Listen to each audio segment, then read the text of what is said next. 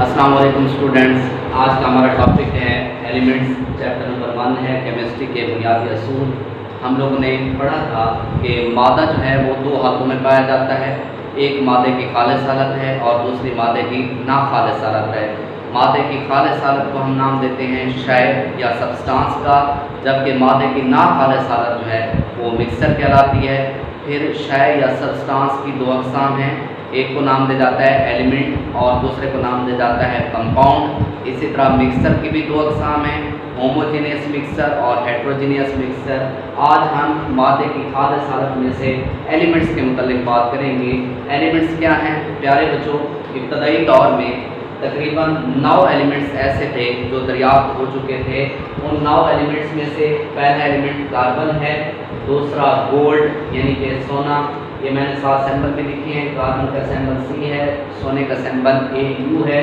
इस तरह सिल्वर या चांदी, इसका सिंबल AG है और टिन, इसका सिंबल SN है। लेड यानी कि इसको सीसा भी कहा जाता है। PB आयरन यानी कि लोहा, इसका सिंबल Fe है। और उसके बाद सल्फर एलिमेंट था S। इसके अलावा मरकरी HG, कॉपर Cu। ये वो 9 एलिमेंट्स थे जो इब्तदाई दौर में दरियाफ्त हो चुके थे। 19वीं सदी के अख्ताम तक तकरीबन 63 एलिमेंट जो हैं वो दरियाफ्त हो गए। और आज जो है अब तक जो दरियाफ्त शुदा एलिमेंट्स हैं उनकी तादाद 118 है। अब तक 118 एलिमेंट्स ऐसे हैं जो दरियाफ्त हो चुके हैं। इन 118 एलिमेंट्स में से 92 एलिमेंट्स ऐसे हैं जो तकरीबन 92 एलिमेंट्स हैं जो कुदरती तौर पर पाए जाते हैं और बाकी जो है उनको लेबॉर्ट्री के अंदर तैयार किया गया है। अब एलिमेंट्स जो है इसके मुतालिक जो पुराना कंसेप्ट है, इसकी पुरानी जो डेफिनेशन है वो ये थी कि एलिमेंट्स एक ऐसी शय है, मादे की एक ऐसी खालिस हालत है जिसको कीमियाई तौर पर सादा अज़ा के अंदर तब्दील नहीं किया जा सकता। और आज जो है जदीद दौर में एलिमेंट्स की जो तारीफ की जाती है उसके 3 नुकात हैं। पहला नुकता ये है कि एलिमेंट एक ऐसी शय है जो एक जैसे एटम्स पर मुश्तमिल होती है। एलिमेंट एक ऐसी शय है जो एक जैसे एटम्स पर मुश्तमिल होती है। अब एक जैसे एटम्स पर मुश्तमिल होने की वजह से उन तमाम एटम्स का एटॉमिक नंबर यकसा होता है। तो एलिमेंट्स के तमाम एटम्स जो हैं उनका एटॉमिक नंबर यकसा होता है।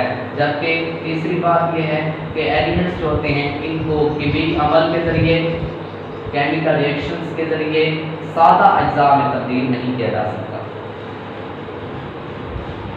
ये है एलिमेंट्स की जदीद तारीफ, मॉडर्न डेफिनेशन। ठीक है जी। तो पहला पॉइंट कौन सा है कि एलिमेंट एक ऐसी है जो एक जैसे एटम्स पर मुश्तमिल होती है, एटॉमिक नंबर यकसा होता है और कीमियाई अमल के ज़रिए सादा अज्जा में तब्दील नहीं किया जा सकता। जैसे यहाँ पर हम एग्जांपल लेते हैं, मिसाल के तौर पर हमारे पास कोयले का एक टुकड़ा है, ये हमारे पास कोयला है। अब आपने पढ़ा हुआ है कि कोयला जो है वो कीमियाई तौर पर कार्बन है और कार्बन एक एलिमेंट है। अब कोयले का ये टुकड़ा जो है, ये पूरा कोयला, ये कार्बन एलिमेंट है। इसके अंदर जितने भी एटम्स होंगे वो सारे कार्बन के एटम होंगे, सारे एटम्स किसके होंगे? कार्बन के। अब कार्बन जो है उसका एटॉमिक, एक कार्बन जो है उसका एटॉमिक नंबर कितना होता है? 6। अब चूँकि ये पूरा कोयले का टुकड़ा जो है ये एक जैसे कार्बन के एटम से मिलकर बना है, तो तमाम कार्बन के एटम्स जो हैं उनका एटॉमिक नंबर क्या होगा? 6 होगा। तो ये पहली चीज़ है कि एक जैसे एटम से बना होगा, एलिमेंट एक जैसे एटम से बना होगा, उसका एटॉमिक नंबर यकसा होगा और इसे हम मज़ीद कीमियाई अमल के ज़रिए सादा अज्जा में तब्दील नहीं कर सकते। ये है इसकी डेफिनेशन। उसके बाद प्यारे बच्चों एलिमेंट्स जो है, ये जितने भी एलिमेंट्स हैं ये आज़ाद हालत में भी पाए जाते हैं और मुत्तहद हालत में भी पाए जाते हैं। ठीक है, यानी आज़ाद भी अपना इनका वजूद है और ये किसी के साथ जुड़े हुए भी हो सकते हैं। जैसे हमारे पास एक एग्जांपल है ऑक्सीजन। अब ये ऑक्सीजन जो है ये आज़ाद हालत में ऑक्सीजन गैस की शक्ल में फ़िज़ा के अंदर, एटमॉस्फेयर के अंदर मौजूद है। और अगर मुत्तहद शक्ल में देखें तो पानी का मॉलिक्यूल जो है इसके अंदर ये ऑक्सीजन हाइड्रोजन के साथ जुड़ी हुई है, हाइड्रोजन के साथ ये मुत्तहद है। इस तरह जितने भी एलिमेंट्स हैं या तो वो आज़ादाना तौर पर मौजूद हैं या तो वो किसी के साथ जुड़े हुए या दोनों हालतों में भी मौजूद हो सकते हैं। उसके बाद एलिमेंट्स जो होते हैं उनकी कशरियात के अंदर, एटमॉस्फेयर के अंदर और इसके अलावा समंदर के अंदर कंपोजिशन मुख्तलिफ है। जैसे कि टेबल आप देख रहे हैं, इस टेबल में पहले ये कशरियात के मतलब उन्होंने बताया कि कशरियात के अंदर जो एलिमेंट्स पाए जाते हैं उनका तनासुब मुख्तलिफ है। ठीक है, अब पहला ऑक्सीजन है। अब कशरियात के अंदर जो ऑक्सीजन दस्तियाब है उसकी मिकदार कितनी है? 47%। इस तरह सिलिकॉन दूसरे नंबर पर आती है, इसकी मिकदार है 28%। और उसके बाद एल्यूमिनियम आती है, इसकी मिकदार है 7.8%।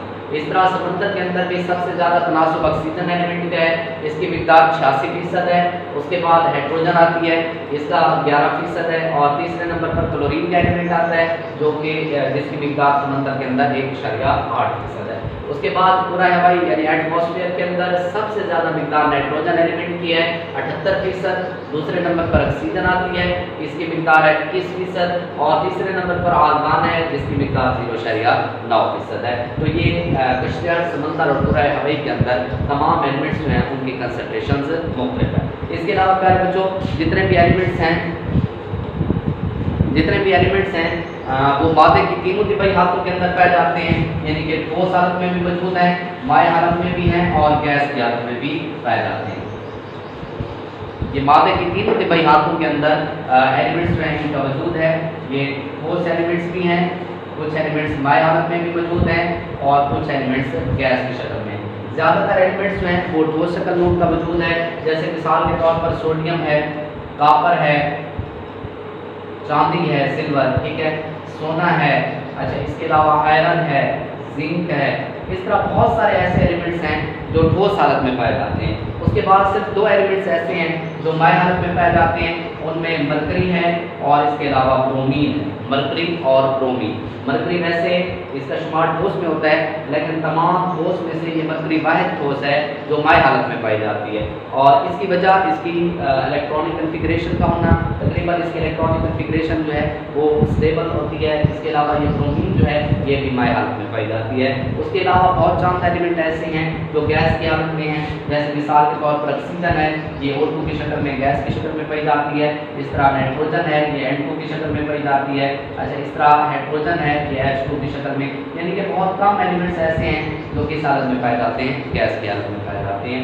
ये तिबाई लिहाज से इनकी गिरोहबंदी है। इसके अलावा एलिमेंट्स में इनको उनकी कुछ खसूसियात की बुनियाद पर तीन बड़े ग्रुप्स के अंदर क्लासीफाई किया जाता है, तकसीम किया जाता है। इनके तीन बड़े ग्रुप्स जो हैं वो मेटल्स, नॉन मेटल्स और मेटालाइट्स। मेटल्स, नॉन मेटल्स और मेटालाइट्स, ये एलिमेंट्स के कुछ खसूसियात की बुनियाद पर इन एलिमेंट्स की ग्रुपबंदी इन तीन ग्रुप्स के अंदर की जाती है। तकरीबन 80% एलिमेंट्स में इनका शुमार मेटल्स के अंदर होता है और इसके अलावा कुछ नॉन मेटल्स हैं और कुछ मेटालाइट्स हैं। मेटालाइट्स क्या होते हैं? ये ऐसे एलिमेंट्स हैं जो डुअल नेचर रखते हैं, इनकी दोहरी फितरत होती है।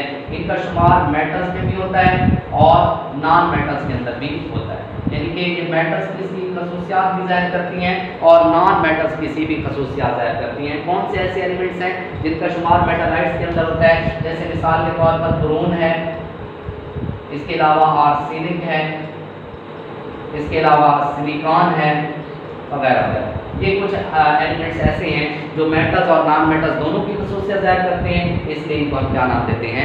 मेटालाइट्स का नाम देते हैं। अच्छा मेटालाइट्स जो हैं इनका मैं आपको एक आध इस्तेमाल भी बता देता हूँ कि मेटालाइट्स जो हैं ये कहाँ पर इस्तेमाल होते हैं। ये गिलास वगैरह बनाने के लिए इस्तेमाल होते हैं, प्लास्टिक वगैरह बनाने के लिए और इस तरह की रोज़मर्रा ज़िंदगी के दूसरी अशिया बनाने में भी इस्तेमाल हो सकती हैं। उसके बाद मेटल्स में एलिमेंट्स में एलिमेंट्स जो हैं इनकी एक और खसूसियत होती है सैंपल। सैंपल किसे कहा जाता है? इसकी तारीफ है एलिमेंट के नाम को ज़हन करने वाली मुख्तसर अलामत। एलिमेंट के नाम को ज़हन करने वाली मुख्तसर अलामत क्या कहलाती है? सैंपल कहलाती है। अब सैंपल जो है उसको लिखने के बहुत सारे फ़ायदे हैं। इसका पहला फ़ायदा तो ये है कि एक सैंपल जो है उसका मुकम्मल नाम लिखने के बजाय उसका एक हर्फ या दो हर्फ लिख लिए जाते हैं, तो एक तो वक्त की बचत हो जाती है, समझने में आसानी रहती है। इसके अलावा जब हम किसी कंपाउंड का केमिकल फार्मूला वगैरह लिखते हैं तो वो किसी भी कंपाउंड के केमिकल फार्मूला लिखते हुए उस कंपाउंड के नाम को समझने में भी हमें मदद मिलती है। तो ये इसके सामने फ़ायदे हैं।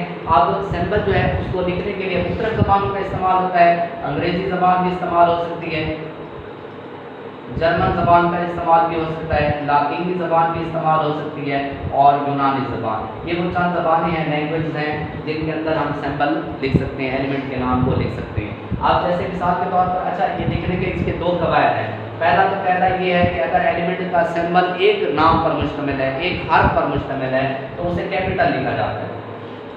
अंग्रेजी के बड़े हर्फ के अंदर, बड़े लेटर्स के अंदर लिखा जाता है। जैसे मिसाल के तौर पर हाइड्रोजन है, अब हाइड्रोजन का सैंपल है H, ठीक है जी, तो ये H हम बड़ा लिखते हैं, ठीक है। नाइट्रोजन है, नाइट्रोजन का सैंपल है N, तो ये N हम बड़ा लिखेंगे। इस तरह कार्बन है, इसका सैंपल C है, तो C बड़ा लिखेंगे। लेकिन अगर कोई भी सैंपल दो नाम पर, दो हरूफ पर मुश्तमिल होता है, तो उसमें जो पहला फर्स्ट लेटर होता है उसको बड़ा लिखा जाता है, जो दूसरा हर्फ होता है उसको छोटा लिखा जाता है। जैसे मिसाल के तौर पर जिंक है, अब जिंक का सैंपल है ZN, अब इसमें पहला हर्फ यानी कि Z जो है इसको हम बड़ा लिखेंगे, उसके बाद दूसरे हर्फ को हम क्या लिखेंगे, छोटा लिखेंगे। इस तरह मिसाल के तौर पर सोडियम है, सोडियम जो है ये नाइट्रियम से निकला है, ग्रीक वर्ड नाइट्रियम से निकला है, और इसका सैंपल होता है Na, N बड़ा लिखेंगे, A क्या लिखेंगे, छोटा। इस तरह कापर है, कापर का सैंपल है Cu, C बड़ा लिखेंगे, U छोटा लिखेंगे। तो इस तरह एलिमेंट जो है उसके सैंपल को हम इन दो असूल की मदद से लिख सकते हैं।